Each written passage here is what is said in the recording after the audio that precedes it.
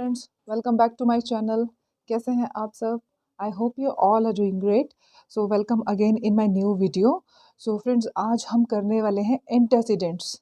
एंटासिडेंट्स किसे कहते हैं? एंटासिडेंट्स ग्रामर में फंक्शन क्या है एंटासिडेंट्स का, या किसी भी सेंटेंस में हम एंटासिडेंट्स को फाइंड कैसे करेंगे। ठीक है। अभी तक जो हम लोगों ने टॉपिक्स करे हैं नाउन और प्रोनाउंस के, उसमें रिलेटिव प्रोनाउन के साथ फ्रेंड्स एंटासिडेंट भी पढ़ना बहुत ज़्यादा ज़रूरी है। स्टूडेंट को बहुत बार कॉम्पिटिटिव एग्जाम्स में ये पूछा जाता है कि फाइंड एंटासिडेंट्स। ठीक है।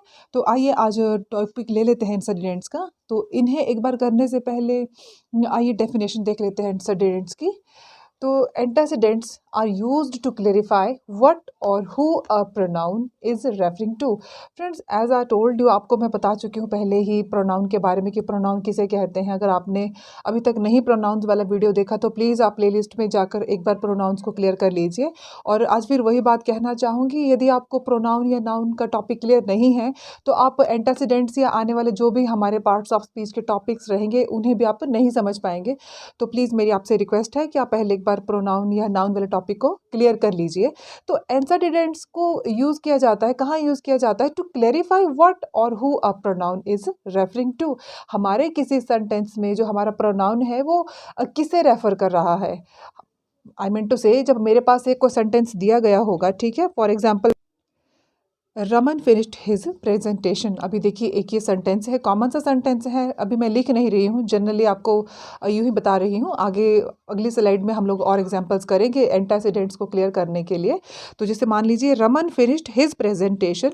अब इस एक सेंटेंस में रमन क्या है, फिनिश्ड क्या है, हिज क्या है और प्रेजेंटेशन क्या है। तो फ्रेंड्स, इसी तरह से एक सेंटेंस में जो भी पार्ट्स ऑफ स्पीच के पार्ट्स रहते हैं, ठीक है, उन पार्ट्स में से ही एक हमारा रिलेटिव पार्ट भी होता है। रिलेटिव प्रोनाउन का पार्ट जो आपको मैंने लास्ट टॉपिक करवाया है, प्लेलिस्ट में आप देखिएगा। तो रिलेटिव प्रोनाउन को जो एंटासिडेंट्स रेफर करेगा, ठीक है, और who a presentation is referring to, यानी कि एंटेसिडेंट्स ऐसे शब्द हैं, वो क्लियर करेंगे किसको? प्रोनाउन को, रिलेटिव प्रोनाउन को, जो किसी सेंटेंस में बाकी बचे हुए शब्दों को रेफर करेगा। ठीक है, वो रेफर करेगा। कंफ्यूज ना होइएगा, आने वाले स्लाइड में हम लोग एग्जांपल्स के माध्यम से भी करेंगे। नेक्स्ट डेफिनेशन है, it can be a person who antecedents. Clear? ये एक पर्सन भी हो सकता है, it can be a place, it can be a thing और अ क्लॉज। ठीक है, एक क्लॉज भी हो सकती है रिप्रेजेंटेड बाय अ प्रोनाउन। मैं फिर आपको वही दोहरा रही हूँ, ये प्रोनाउन कौन सा है फ्रेंड्स? ये प्रोनाउन हमारा रिलेटिव प्रोनाउन है, जो हमारा रिलेशन दिखाएगा हमारे वाक्य में दो अलग अलग शब्दों को जो जोड़ेगा। ठीक है, और रिलेटिव प्रोनाउन जिसको रेफर करेगा एंटासिडेंट्स को, एंटासिडेंट्स हमारा सेंटेंस में बचे हुए बाकी शब्दों के साथ उसका रिलेशन क्या है, ठीक है, या क्या बात बताई जा रही है, वो हमें बताएगा। आइए कुछ एग्जाम्पल लेते हैं, लेकिन हाँ, एंटासिडेंट्स को करने से पहले एक रिव्यू लेते हैं रिलेटिव प्रोनाउन का, और रिलेटिव प्रोनाउन को करने के बाद हम क्लियर करेंगे एंटासिडेंट्स को। तो लेट्स टेक सम एग्जांपल्स। ये फ्रेंड्स, एक रिव्यू ले लेते हैं पहले रिलेटिव प्रोनाउंस का, उसके बाद हम एंटेसिडेंट्स को करेंगे। क्लियर? तो फ्रेंड्स, रिलेटिव प्रोनाउन आपको बताया था मैंने अपने पिछले वीडियो में कि relative pronoun, a relative pronoun is a word that is used to connect an independent clause to a relative clause.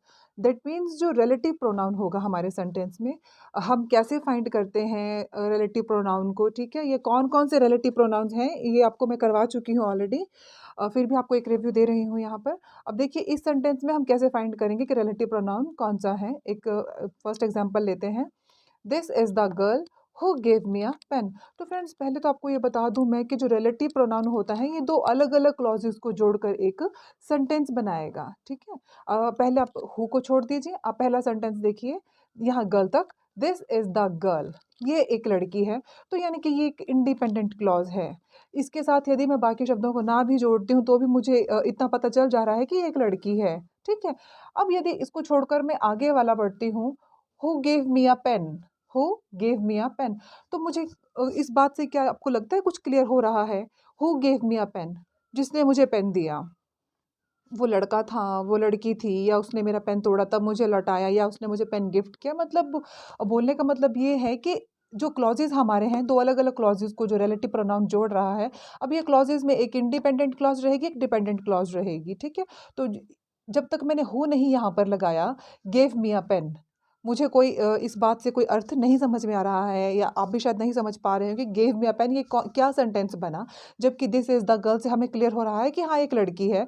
तो फ्रेंड्स, एक ऐसा शब्द जिसने दो अलग अलग क्लॉजेस को जोड़कर एक नया सेंटेंस फॉर्म किया, वो हमारा रिलेटिव प्रोनाउन कहलाता है। आई होप आपको क्लियर हो गया होगा। दिस इज द गर्ल, ये वो लड़की है। Who gave me a pen, जिसने मुझे पेन दिया। Clear? This is the girl who gave me a pen, ये वो लड़की है जिसने मुझे पेन दिया। मतलब रिलेटिव प्रोनाउन ने दो अलग अलग क्लॉजेस को जोड़कर एक सेंटेंस फॉर्म किया यहाँ पर। Let's take second one. He is the boy who broke my pencil. अब यहाँ पर भी देख लीजिए, जैसा मैंने पहले सेंटेंस में आपको बताया था कि दो दो अलग अलग क्लॉजेस को, एक इंडिपेंडेंट क्लॉज है, एक डिपेंडेंट क्लॉज है। ठीक है, ये रिलेटिव क्लॉज एक्चुअल में हमारी, क्योंकि बीच में हमारा रिलेटिव प्रोनाउन इसमें आ रहा है। तो रिलेटिव प्रोनाउन एक दो अलग अलग क्लॉजेस को जोड़कर एक सेंटेंस हमें फॉर्म करके दे रहा है। ही इज़ द बॉय, यहाँ पर भी सेम है, ही इज़ द बॉय, ये एक लड़का है, मुझे क्लियर हो जा रहा है। But when I add who here, who broke my pencil, that means मैं फोकस कर रही हूँ जिसने मेरी पेंसिल को तोड़ा। अब ये जिसने कौन है, हमारा रिलेटिव प्रोनाउन है। Clear? Let's take third one. This is the house, ये एक घर है। दैट माई अंकल बिल्ट, ठीक है, माई अंकल बिल्ट से मुझे कुछ समझ में नहीं आ रहा है। My uncle built, my uncle ने क्या बनाया? खाना बनाया, घर बनाया, कुछ और चीज़ें बनाई हैं। जब तक मैं बाकी सेंटेंस के बाकी शब्दों को नहीं देखूंगी, माई अंकल बिल्ट से मुझे कुछ भी समझ में नहीं आ रहा है। अब जब मैं पिछले शब्दों को देखती हूँ तो दिस इज़ द हाउस, ये वो घर है। दैट, ये दैट ने मुझे क्या बताया? जो मेरे अंकल ने बनाया, यानी कि ये हमारा रिलेटिव प्रोनाउन है जो दो क्लॉजेस को जोड़ रहा है। Let's take fourth one. Here is a letter, ये वो चिट्ठी है। That came by email, that came by, जो ईमेल के द्वारा आई है। दैट हमारा रिलेटिव प्रोनाउन है। Raju had a pen, Raju के पास एक पेन है। Which he bought at a shop, जिसे उसने एक दुकान से खरीदा। तो विच हमारा रिलेटिव प्रोनाउन है। अब यदि मान लीजिए एक सेंटेंस में आपको दो दो नाउन्स दिख रहे हों तो आप कंफ्यूज ना होइएगा। ठीक है, जैसे सामने एग्जांपल्स में मेरे पास दो दो नाउन्स भी हैं इन सेंटेंसेस में। लास्ट वाले को ही देखती हूँ।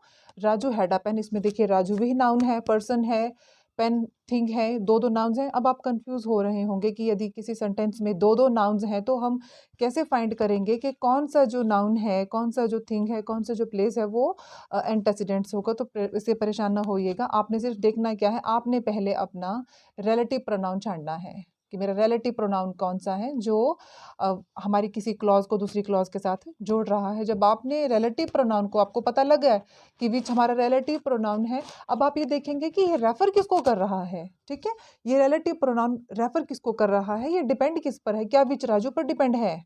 सोचिए जरा, विच राजू, विच से क्या राजू डिपेंड हो रहा है? नहीं। विच किस पर डिपेंड कर रहा है? पेन के ऊपर। ठीक है, राजू के पास तो पेन है और वो पेन पर ही बात की जा रही है जिसे वो उसने दुकान से खरीदा राजू ने। तो पेन फ्रेंड्स किस पर डिपेंड है?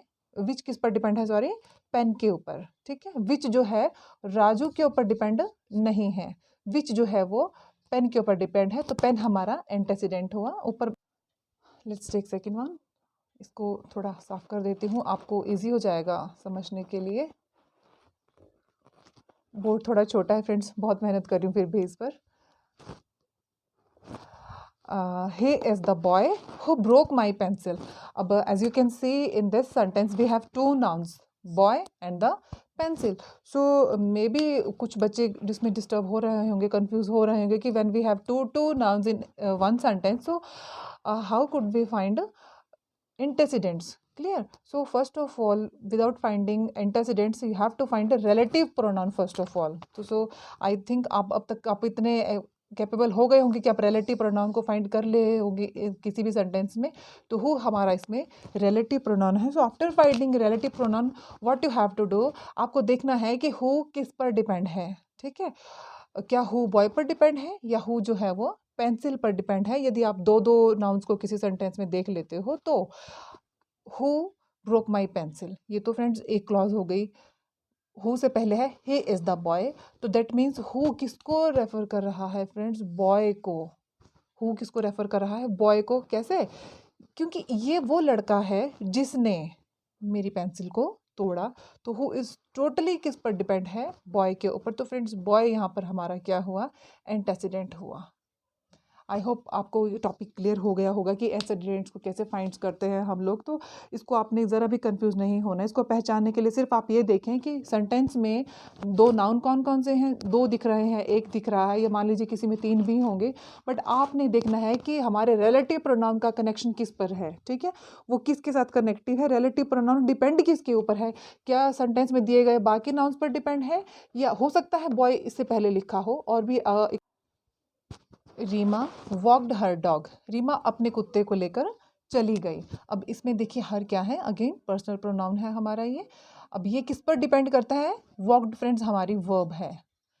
जो पिछली स्लाइड थी उसमें आपने देखा होगा कि रिलेटिव प्रोनाउन के बिल्कुल बगल में ही, उसके साथ में ही हमें जो भी वर्ड्स दिख रहे थे वो हमारे नाउन्स थे, प्लेस का नाम था, थिंग का नाम था, बट यहाँ बीच में फ्रेंड्स वर्ब आ रही है, इसलिए कंफ्यूज ना होइएगा।